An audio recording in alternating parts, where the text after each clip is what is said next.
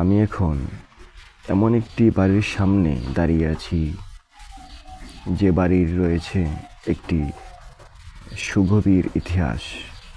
প্রত্যক্ষভাবে না হলেও পরোক্ষভাবে এই বাড়িটি পলাশীর যুদ্ধের সাক্ষ্য বহন করে। এই বাড়িটির অবস্থান বর্তমান বাংলাদেশের কুমিল্লা জেলার অন্তর্গত ব্রাহ্মণপাড়া থানার মাধবপুর ইউনিয়নের মাধবপুর গ্রামে। কাকা, এখানে যে আমরা একটা বিশাল প্রাচীন প্রাসাদ দেখলাম, এটাকে আমরা রাজবাড়ি হিসেবে চিনি। এই বাড়িতে কে থাকতেন? এটা কার বাড়ি? এটা সন্দুমিয়া সাহেব বাড়ি। এটা সন্দুমিয়া সাহেব। সন্দুমিয়া সাহেব। সন্দুমিয়া সাহেব উনি কি ছিলেন? সে সাবরাস্তা সাহেব ছিল। উনি ছিল একজন সাব রেজিস্ট্রার সাহেব। ব্রিটিশ সরকারের সময়ে উনি একজন সাব রেজিস্ট্রার সাহেব ছিলেন, সাব রেজিস্ট্রার চাকরি করতেন উনি। তো ওনার সন্তান সন্ততির এক ছেলে ছিল, 4 মেয়ে। ওনার ছিল একটা ছেলে আর 4টা মেয়ে। 4টা না 5টা মেয়ে? 4 মেয়ে। 4টা মেয়ে, একটা ছিল। মোট 5 জন ছিলেন ওনারা। মেয়ে ছেলে ওনারা এখন ছেলে মেয়েদের ভিতরে 2 জন আছে, 3 মেয়ে মারা গেছে। 3টা মেয়ে মারা গেছে, 2টা মেয়ে আছে। 2 মেয়ে আছে আর ছেলে মারা গেছে। ছেলের ঘরে নাতি আছে 2 জন। ছেলের ঘরে 2 জন নাতি আছে। একজন থাকে আমেরিকা, সেইখানে তার পরিবার নিয়ে। আর যে বোন, নাতির বোন লন্ডন আছে, আমেরিকা আছে। তারা দূর দূরান্তে চলে গেছে, এখানে তারা থাকেন না? না। আচ্ছা, এমনি দেখশন করে আসে, বছর একবার আসে। বছর একবার আসে। আপনার 2 জন মেয়ে বলছিলেন জীবিত আছে, ওনারা কোথায় থাকে? একজন থাকে কুমিল্লা রেসকোর্স। ওনারাও সবাই ধনাঢ্য? ওনারাও মানে ধনী সবাই? জি, সবাই ধনী। সবাই এখানে আসার প্রয়োজন না না না। আপনারা কি হন? কুমিল্লার বাহার মিয়া সাহেবের এই পুকুর বাড়ি। এটা কুমিল্লার যে আমাদের বাহার খান, বাহার খানের পুকুর বাড়ি। এটা হচ্ছে আপন পুকুর বাড়ি। আপন পুকুর বাড়ি, এটা মনে রাখবেন। আর আপনারা কি হন ওনাদের? আমি আছি এখানে বর্তমানে কেয়ারটেকার হিসেবে। আচ্ছা, তো এই ওনার কি বলে না যে প্রাসাদের উপর থেকে জঙ্গলগুলো করি তো, বছরে আমি সাফ করি তো, বুঝতে করি তো, বলি বটগাছ তো হয়ে যায়, কিন্তু নিবান্ধা করা যায় না। আসলে এটা যদি একেবারে সুন্দর করে আবার একটু সাজিয়ে গুছিয়ে রাখা যায় তো তাহলে একটা পর্যটন স্পট হতে পারতো, সংরক্ষিত স্থান হতে পারতো। না, এটা করবে না, এটা করবে তারা। একটু আপনার পরিকল্পনা নিয়ে রাখছে যে এরা এটা বাড়িটা করবে। এটা দিয়েছে ওখানে যে ডিজাইন আছে, এই ডিজাইনটা তারা নকশা করবে। আগের ডিজাইনটা নকশা করে আবার সাজাবে, আবার এটা সাজাবে।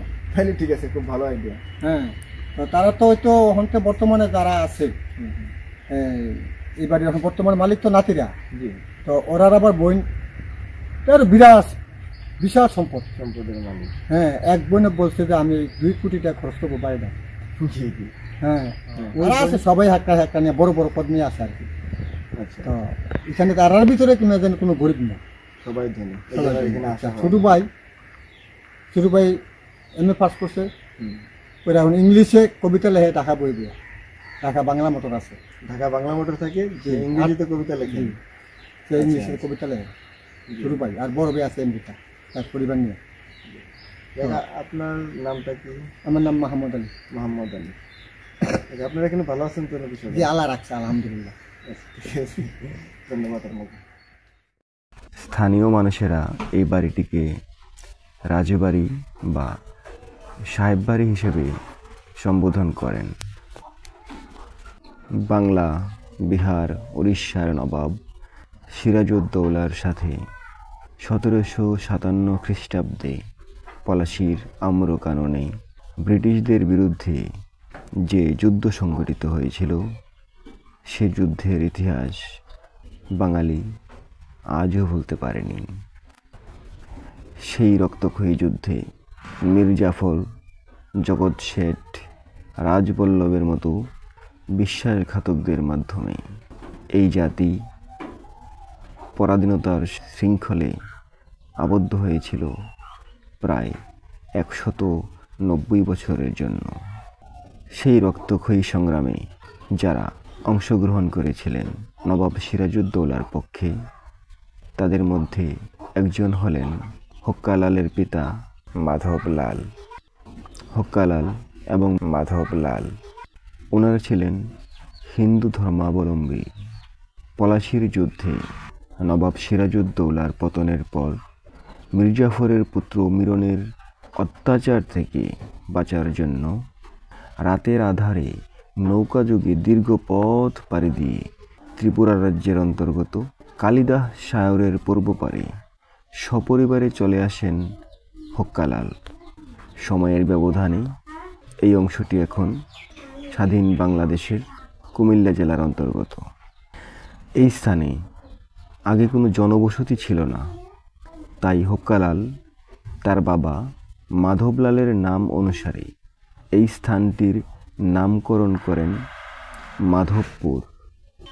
তারপর থেকে তিনি সপরিবারে এইখানেই স্থায়ীভাবে বসবাস শুরু করেন।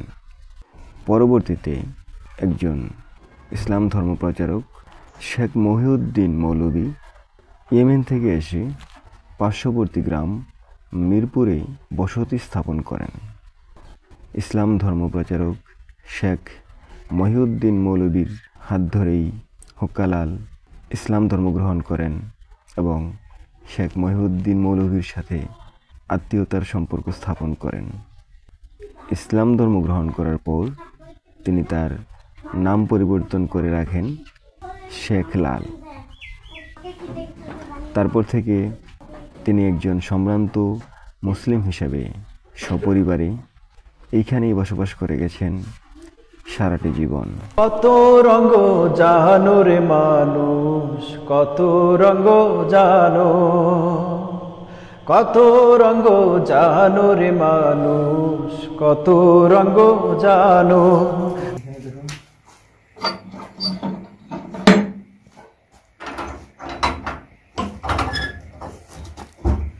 তুলন দেখতে না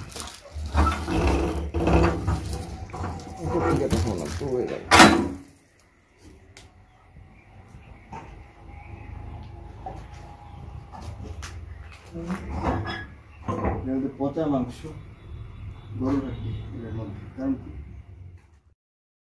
বাড়িটি এখন ধ্বংসপ্রায়, ছাদ ভেঙে গিয়েছে, দেয়াল থেকে খসে পড়েছে প্লাস্টার, ব্যবহৃত লোহার জিনিসপত্রে ধরেছে মরিচা, বটবৃক্ষ দখল করে নিয়েছে পুরো বাড়িটিকে। মুঘল নির্মাণ শৈলী অনুসারে নির্মিত এই দৃষ্টিনন্দন কারুকার্যময় নকশাখচিত বাড়িটি হক্কালালের হাত ধরে নির্মিত না হলেও তার দুই দৌহিত্রের মাধ্যমে নির্মিত হয়েছিল।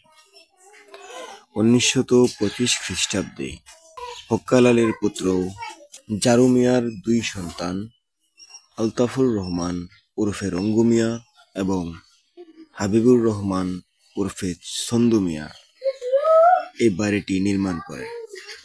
হাবিবুর রহমান ছন্দু মিয়া ছিলেন তৎকালীন জেলা রেজিস্ট্রার। বর্তমানে এই বাড়িটিতে তাদের কোনো বংশধর বসবাস করেন না, তবে একজন কেয়ারটেকার এই বাড়িটির দেখাশোনার দায়িত্বে রয়েছেন। ঘুরলাম কত, দেখলাম কত, পাইলাম না মন মনের মতো। ঘুরলাম কত, দেখলাম কত, পাইলাম না মন মনের মতো। আমি অধম আর কি বলি, জ্ঞানের ডিব্বা রইল খালি। আমি অধম আর কি বলি, জ্ঞানের ডিব্বা রইল খালি। বৃথা সাদের জন্ম, কত রঙ্গ জানো রে মানুষ, কত রঙ্গ জানো, কত রঙ্গ জানো রে মানুষ, কত রঙ্গ জানো। তুমি এই ভালো এই মন্দ, ক্ষণে হাসো ক্ষণে কান্দো, হায় রে কি দ্বন্দ্ব। কত রঙ্গ জানো রে মানুষ, কত রঙ্গ জানো।